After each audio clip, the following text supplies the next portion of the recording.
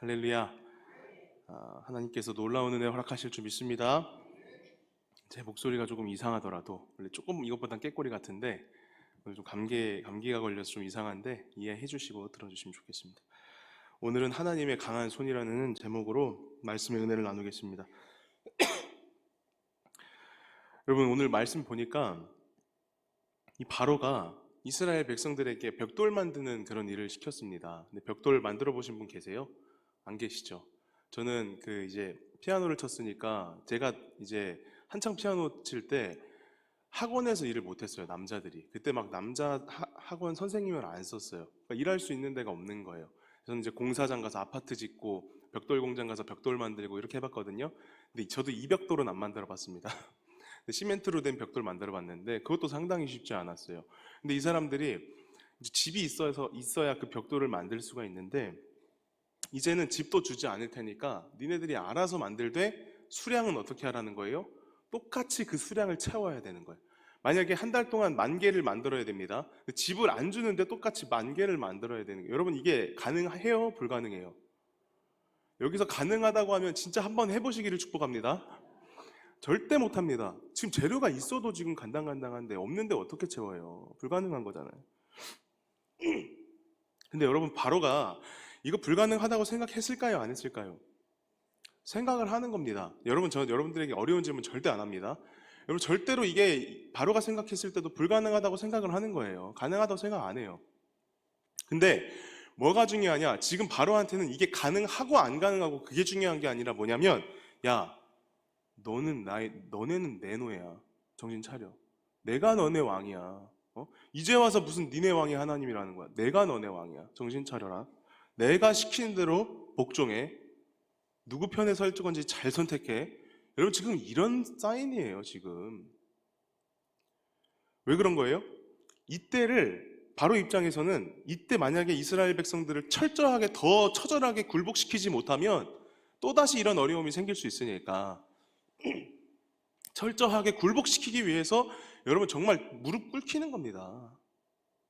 근데 만약에 이때 바로가 진짜 두려워가지고 바로를 선택하게 되잖아요. 그러면 이때부터 이제 문제가 생기는 거예요. 마귀도 여러분 똑같아요. 자기가 제일 잘 싸우는 싸움이 있습니다. 마귀도 우리랑 싸워서 백전백승이 아니에요. 마귀가 잘 싸우는 주특기가 있어요. 그럼 마귀가 자기가 제일 잘 싸우는 그 패러다임 안에서 여러분 우리를 싸우자고 속이는 거예요.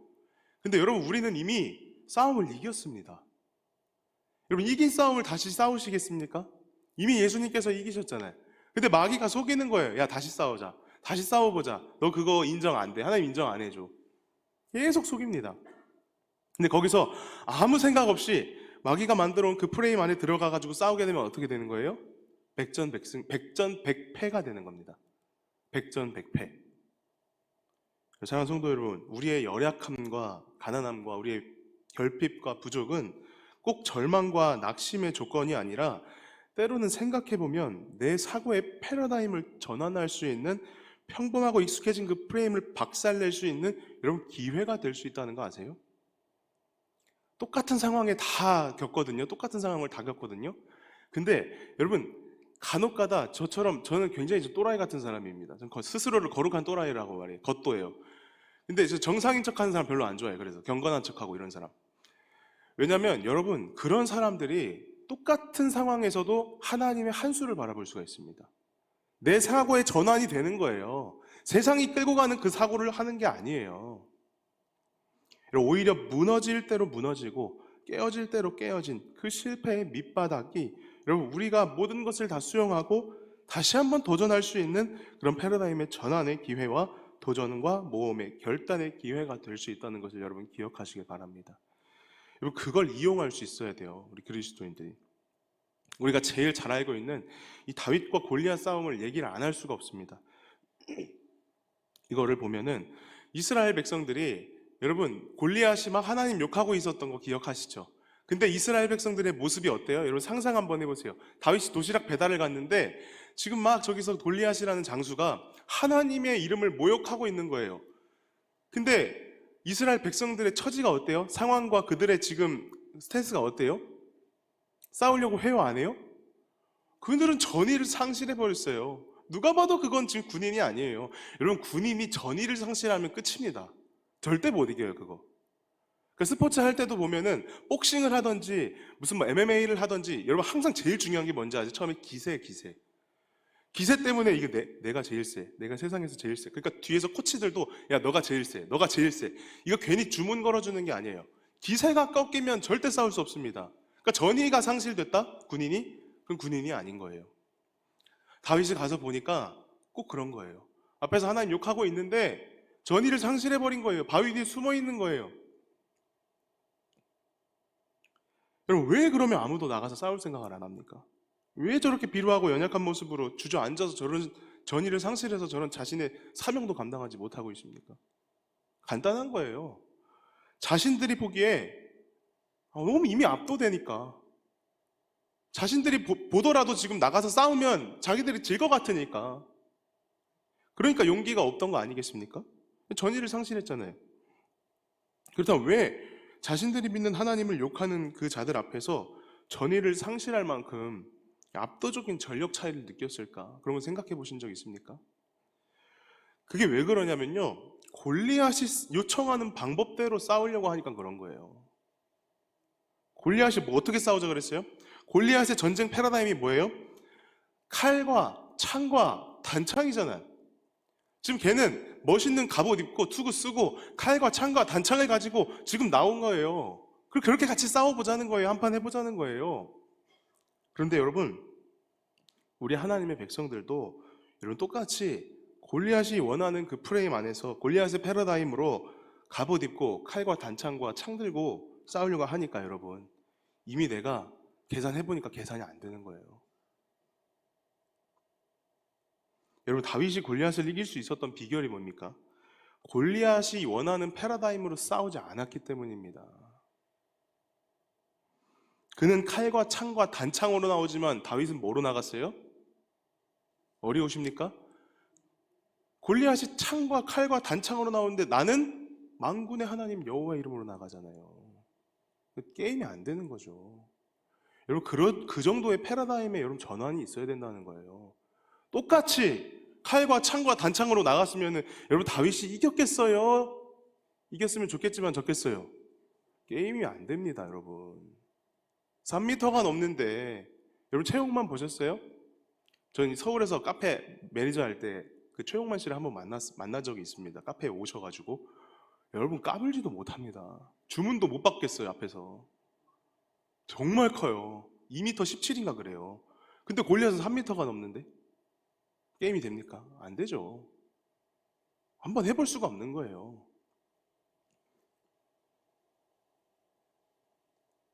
여러분, 칼과 창과 단창으로 싸울 때 나도 칼과 창과 단창으로 싸우면 이건 백전백패하는 거예요. 무조건 지게 됐습니다. 하지만 여러분, 다윗은 골리앗이 유리한 그런 패러다임 안으로 들어가지를 않아요. 어차피 칼이 없어요. 그리고 사울이 갑옷을 벗어줬는데 그게 맞아요?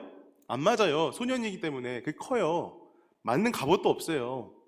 그러니까 다윗이 자신에게 유리한 패러다임으로 나가서 싸울 수가 있었던 겁니다, 여러분.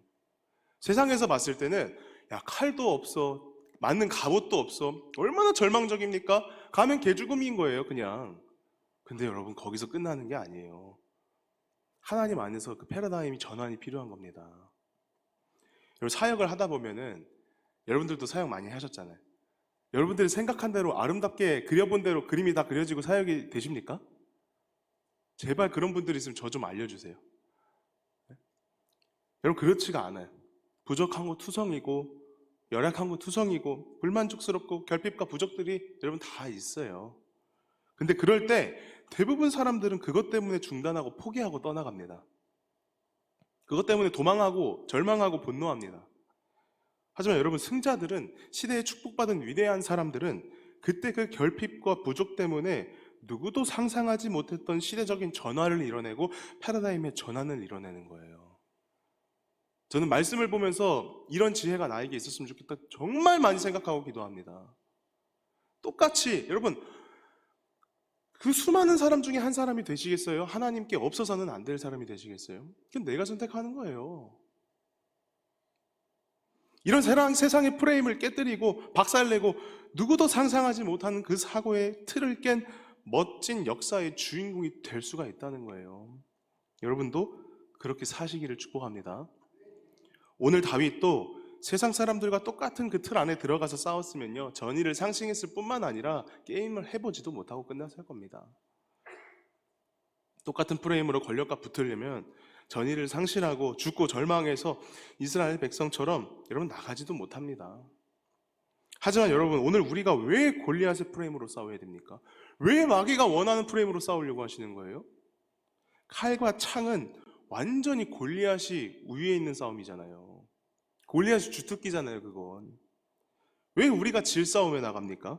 여러분, 이기지 못할 싸움에 나가는 건 여러분 바보예요. 세상은 쾌락과 유의와 즐거움과 관계로, 여러분 감정으로 다가옵니다.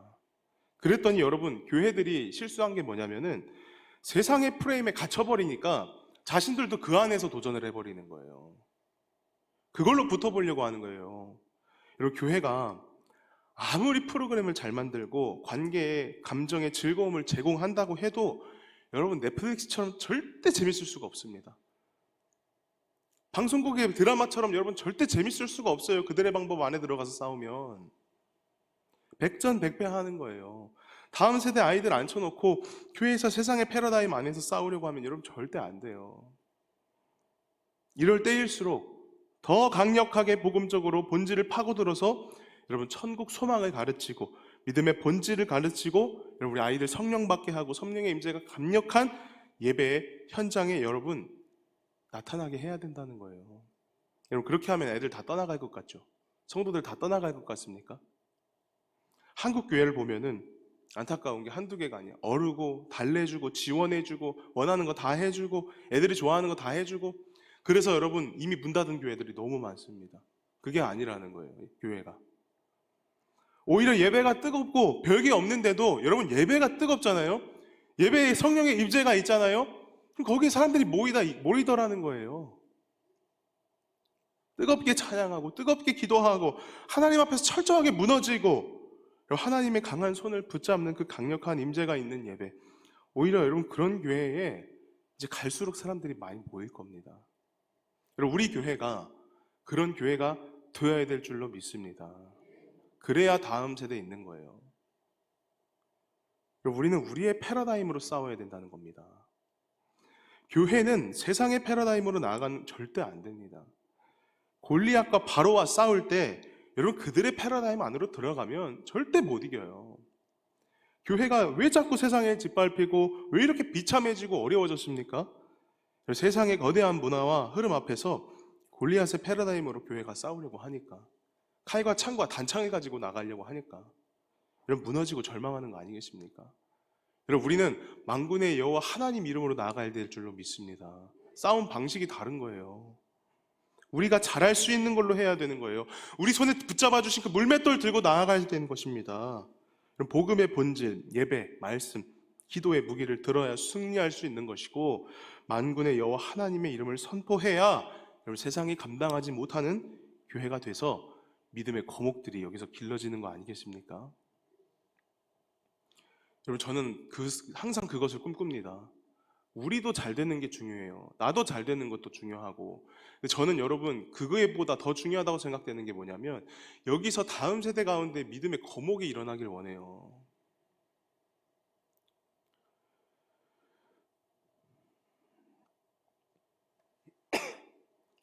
여러분, 다윗에게 갑옷과 칼이 없는 그 절망의 시간, 솔직히 절망할 수 있잖아요. 아무것도 없는 그 처참하게 밟힌 그 낙심의 시간은 오히려 도전하고 새로운 패러다임으로 골리앗과 싸울 수 있는, 그 모세가 바로 앞에 설 수 있는 그 용기의 동력이 되는, 여러분 디딤돌이 되는 귀한 시간이 됐습니다. 인간이 여러분 가장 비겁할 때가 언제인지 아세요? 가장 비겁할 때. 그러니까 우리는, 여러분들은 비겁과는 다 거리가 멀고 막 멋있으니까 이게 상상도 안 되시죠? 여러분, 사람이 제일 비겁해질 때는 잃을 게 많을 때 그렇습니다. 그러니까 내 손에 뭐가 많이 들려있으면 이제 비겁해지기 시작하는 거예요. 자신이 가지고 있는 거 지키려고 하는 그때부터 사람이 비겁해집니다. 잃지 않으려고 세상과도 타협해버리고 사람 손도 잡고 그렇게 되는 거예요. 교회도 마찬가지입니다. 잃을 게 많아지고 지킬 게 많아지는 순간 하나님 앞에서 비겁해질 수 있습니다. 그래서 믿음의 본질을 지켜야 된다는 거예요. 여러분, 우리가 지키고 외치고 붙잡아야 할 것은 오직 하나님의 말씀, 하나님의 강한 손인 줄 믿습니다. 그렇다면 반대로 가장 무서운 사람이 어떤 사람인지 아세요? 가장 무서운 사람. 에? 뭐라고요? 잃을 게 없는 사람은 이런 배는 게 없습니다. 배는 게 없어요. 이런 배는 게 없는 사람 만나보셨어요? 만나면 안 돼요. 큰일 납니다. 우리는 비싼 옷 같은 거 이렇게 안 다치게 하는데 깡패 생각해 보시면 깡패는 까고 시작합니다. 찢고 시작해. 달라요. 잃을 게 없는 거예요. 요즘 여러분 굉장히 핫해진 것 중에 하나가 여러분 F1이라고 아세요? 포뮬러? 그러니까 다 말씀만 보고 이러니까 나는 여기 너무 외로운 게 아무도 몰라. 여러분 요즘 넷플릭스 같은 거 보면은 F1이라고 그 레이싱 하는 거 있어요. 남자분들 차 안 좋아하시나? 아무튼 그게 되게 유행이 돼가지고 굉장히 팬이 많이 유입됐는데 그 자동차 레이싱 대회는 아시죠? 그게 F1이에요. 근데 쉽게 생각해서 세계 자동차 연맹 대회라고 생각하면 되는데 이 레이싱이라는 스포츠가 여러분 그 선수들이 받는 연봉이 얼마나 많은지 아세요? 그 사람들이 스포츠 중에 1위입니다. 1위. 그러니까 이거 돈 얘기를 하니까 딱 이렇게 좋아하시네. 여러분 2025년에 작년 기준으로 F1 드라이버 그 연봉 1위가 누구였냐면요. 굉장히 유명한 사람 막스 베르스타펜이라는 사람이거든요. 이 사람 레드불 소속인데 여러분 이 사람 연봉이 얼마인지 아세요? 한번 때려 맞춰보시기라도 한번 해보세요. 한번 던져보시기라도 해보세요. 얼마일 것 같아요? 연봉이? 도전도 안 하시는구나. 너무 놀랄까봐. 960억이었습니다. 940억, 20억을 늘렸네. 940억 이게 안 놀라는 게 10억에는 놀라는데 940억에는 안 놀라요. 해보니까. 그리고 2위가 누구냐면요. 페라리 소속의 해밀턴이라는 사람이 루이스 해밀턴. 이 사람이 얼마 받냐? 860억을 받아요. 그러니까 엄청나게 많이 받는 거거든요. 근데 굉장히 위험합니다. 이 스포츠가. 잘못하면 죽어요. 왜? 300km 이상으로 막 달려버리기 때문에 굉장히 위험해요. 근데 제가 이 F1이 굉장히 팬입니다. 그래서 되게 유명한 사람들도 많이 알고 은근히 명언이 많거든요. 이렇게 대회하다가 그 안에 사람들하고 이렇게 대화하는 그 대화도 굉장히 유명한 일화들이 많아요. 근데 이거 옛날에 2005년인가 그 정도였는데 그때 당시에 슈마허라는 사람이 굉장히 유명한 사람이었습니다. 이제 재패하고 있을 때 이제 완전 챔피언이었을 때 슈마허라는 사람이. 근데 여러분 이 알론소라는 사람이 그때 당시에 신입이었습니다. 그러니까 사람들이 잘 몰라요 이 사람을. 근데 이 사람이 슈마허하고 이제 이 알론소가 슈마허가 조금 앞서 있었는데 마지막 커브가 등장해요. 근데 여기서 시속 300km로 달리다가 이제 커브를 꺾을 때 여러분 브레이크를 밟습니까? 악셀을 밟습니까? 여기서 악셀 밟는다고 하면 그 운전하시면 안 돼. 여러분 300km면요 이거 잘못 움직이면 뒤집어집니다 차가. 근데 여러분 알론소라는 그 사람이요 여기서 엑셀을 밟습니다. 그러니까 엑셀을 밟으니까 그 당시 황제였던 슈마허가 여러분 브레이크를 밟게 됐어요. 그러니까 누가 이겼겠어요?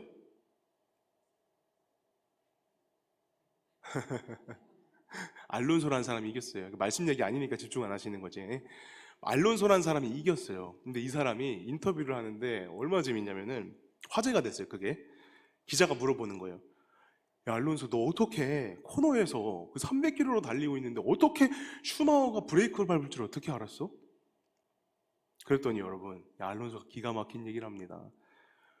슈마허 이 사람 최근에 결혼해가지고 애들도 2명 있기 때문에 쟤는 무조건 브레이크 밟을 줄 알았어. 왜? 나는 잃을 게 없다. 여러분 이랬습니다. 자기는 결혼도 그때 당시 안 했거든. 잃을 게 없다는 거예요. 그러니까 쟤는 브레이크 밟을 게 있다는 거예요. 왜? 지킬 게 많으니까. 그러니까 거기서 도박 한번 걸어봤다는 거예요. 근데 큰 확률로 해본 거예요. 그게 왜?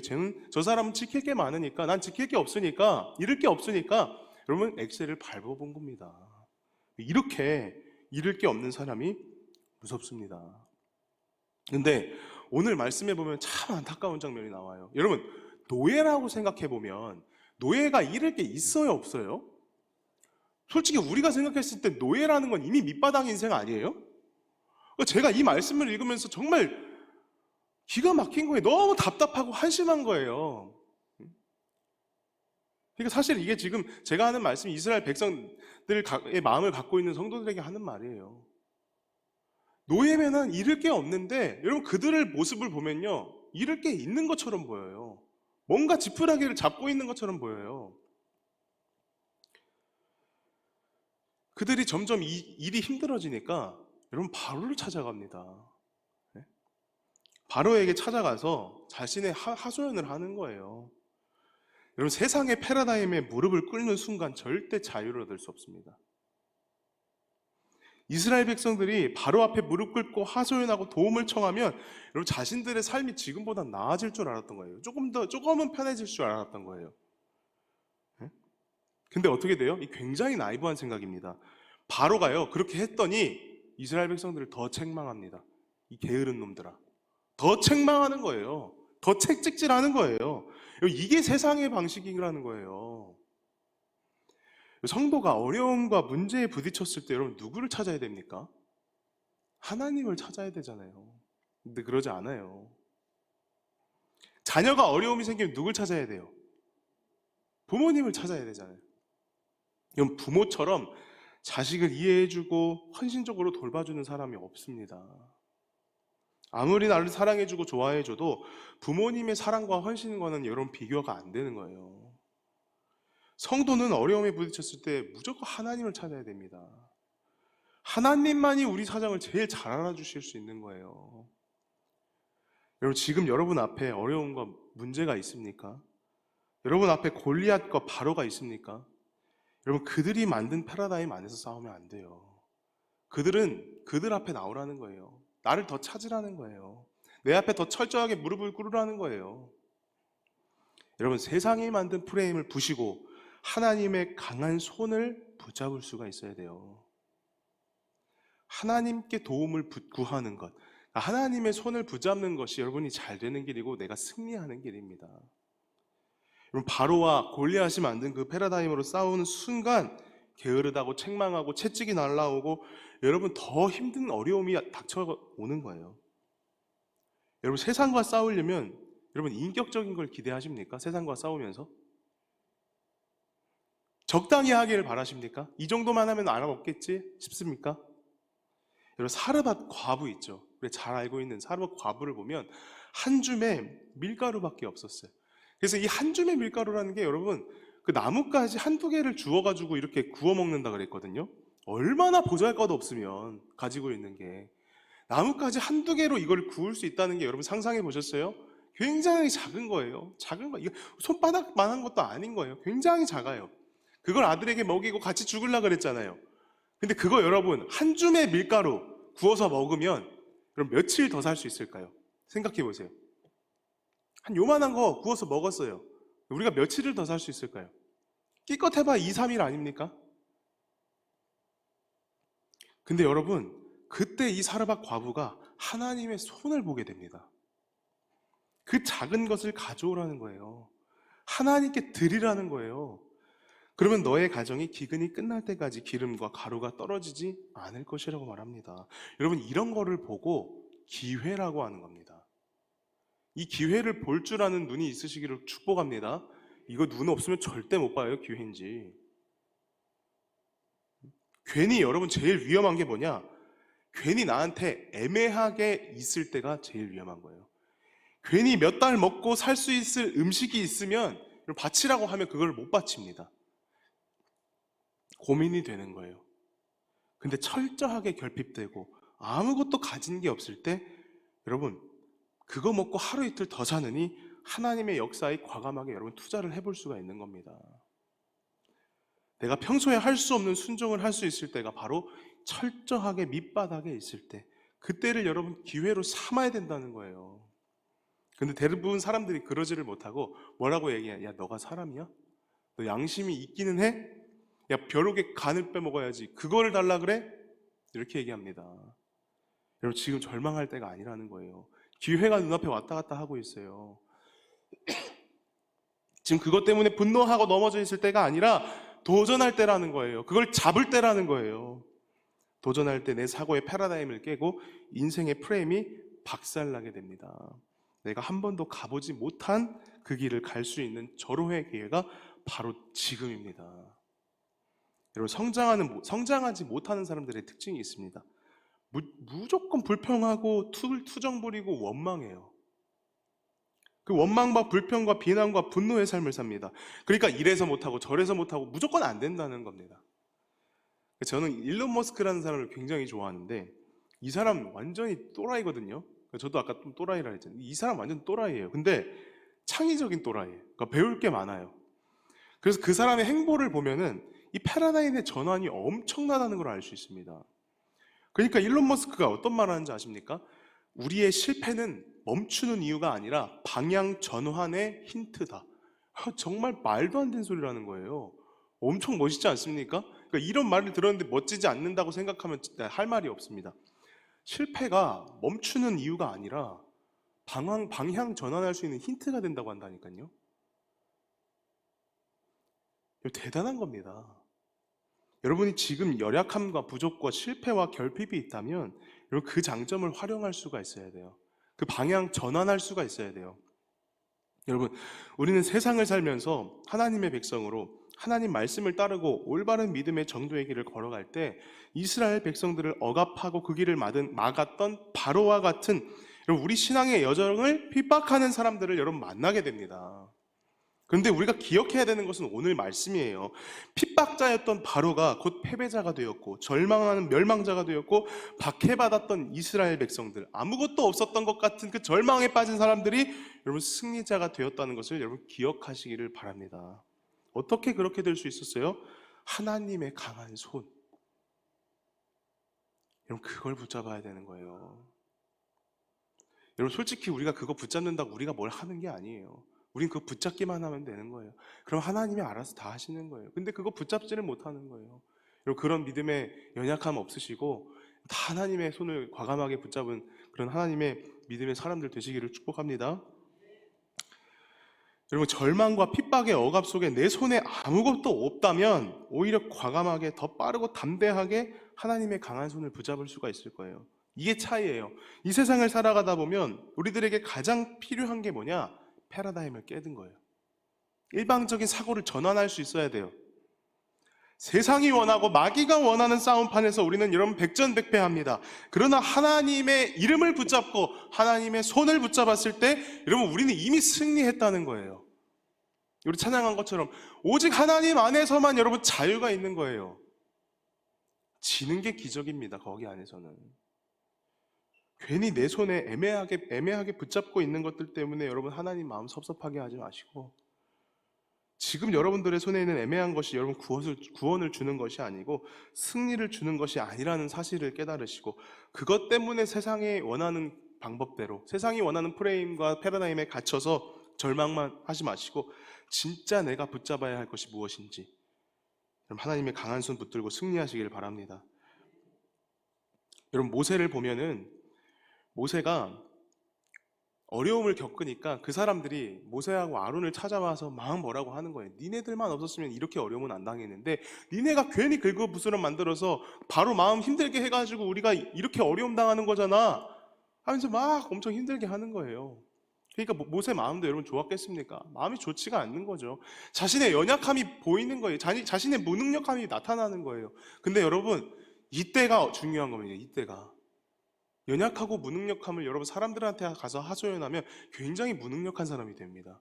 근데 모세는 그러지 않아요. 누굴 탓하는 것도 아니고 자신의 무능력함을 하나님 앞에 나가서 솔직하게 얘기를 합니다.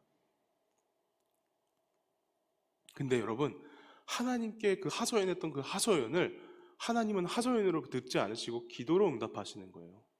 여러분 이게 다른 겁니다. 그래서 하소연하는 것도 하나님 앞에서 하셔야 돼. 사람 앞에서 하지 마시고 그걸 하나님께서 여러분 기도로 들으시고 응답해 주실 줄 믿습니다. 자신의 무능과 연약함과 절망을 하나님 앞에서 솔직하게 고백하고 쏟아내고 있습니다.